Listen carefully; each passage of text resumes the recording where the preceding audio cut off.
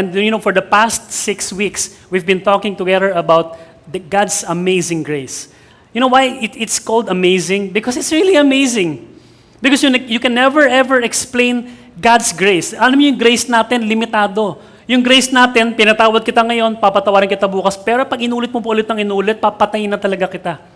Ganon yung grace natin, but God's grace is totally different. That's why our grace is just human grace, but God's grace, it's totally amazing.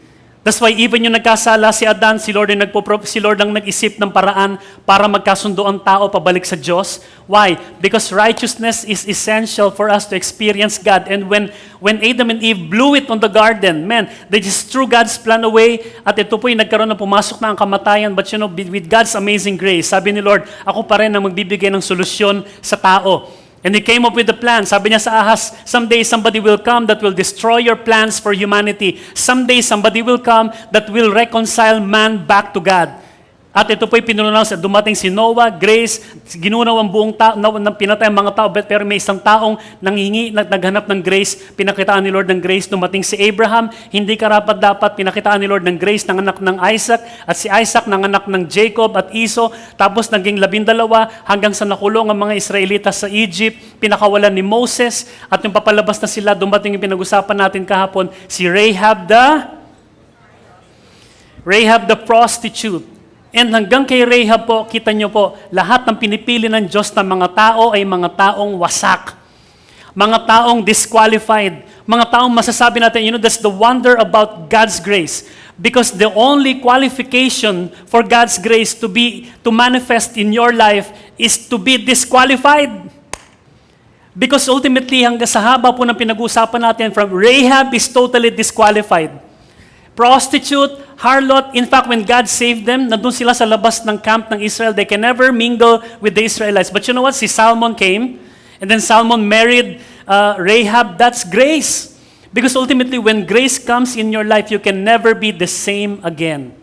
During the time, at nakaranas ang Israel ng sobrang pahirap at pasakit under the authority of King Saul. And when God said, I'm gonna replace Saul, listen, ito na, somebody from the sons of Jesse will be the next king. So kumatok po si Sam at pinapasok siya, anong business natin? Alam niyo, sa totoo lang, this is a good day for Jesse. You know why? Because today, one of your sons will be future king. Imagine mo yung anak mo magiging hari. Kung anak mo nga lang, sabihin na natin maging presidente ng Pilipinas ngayon, ibang klase ka na. Mga Pilipino nga tiyuhin niya lang yung barangay captain, sobrang yabang na Di ba? No? Hoy, kilala mo ba ako? Yung kapitbahay ng barangay captain, tita ko. Hindi, yabang, di ba? Talaga kinunik Yung kapitbahay ng barangay captain, tita ko. No, for Jesse, this is a good day to celebrate. Why? Because later on, somebody from your sons will be the next king. And man, this is awesome. Magiging hari ka. So, si Jesse, meron po siyang 8 anak na lalaki. Pinatawag niya, boys, come here, boys. Pinatawag. At itong pinakamatindi, yung mga anak po ni Jesse ay hindi basta-basta. Bakit? As you may know, sa labanan against Goliath, ito po yung mga military. Pinahilera yung mga anak ni Jesse. Sabi ni Jesse, yes, malamang yung panganay. Kasi bakit yung panganay? Firstborn, matipuno, sabi ng Bible, pero nilapitan ni Samuel. Sabi ni Lord kay Samuel, magbibigay ako ng sign sa'yo kung yan ang pipiliin ko sa tiningnan sa isang panganay. Tindi, blue eyes. Tapos, walang pimples. Sabi siguro ni Samuel, malamang ito na, talagang king material. Di ba, talagang kinis ng balat, tapos tangos ng ilong, di ba, may cleft chin, tindi. Talagang perfect yung mukha. Pero sabi, Lord, siya na ba? Sabi ni Samuel, sabi ni Lord, hindi. So yung pangalawa, hindi. Ito, tindi, kulot. Tapos medyo Asian yung dating, tindi. Parang may ibang klase yung dating na medyo dark. Tall, dark, and handsome naman. Sabi hindi. Ano na to? Biglang ito, 3 cleft chin, di ba? No? Matindi to talagang siguro, nagpa-flex. Sabi siguro, Sir Sam, sabi, tindi ng muscle, talagang muscles, di ba? Sasabihin, hindi. Sabi, isa naman yan, talagang. Okay, hindi.